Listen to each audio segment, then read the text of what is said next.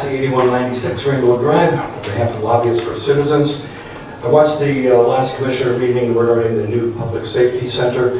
I compliment Jason Boyd for his very fine presentation.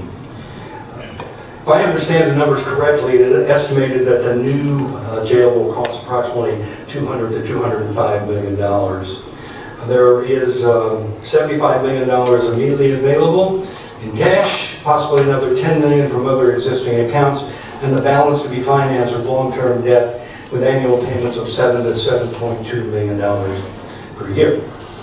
The current inside millage generates $1.7 million, and the current annual payment of $1.2 million for the courthouse debt will be finished and may be used for the jail debt. That leaves $4 to $5 million needed each year to complete the annual payment. If I'm wrong, I'd love to be educated on that. My numbers are wrong.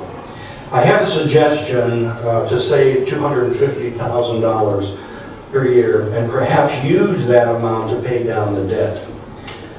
The current practice of sending out annual newsletters and refrigerator magnets from the commissioner's office can save $250,000 per year.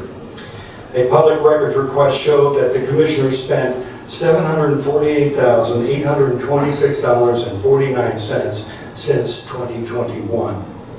We submit that paying off the debt is more important than sending out refrigerator magnets with the commissioner's pictures on them. Thank you.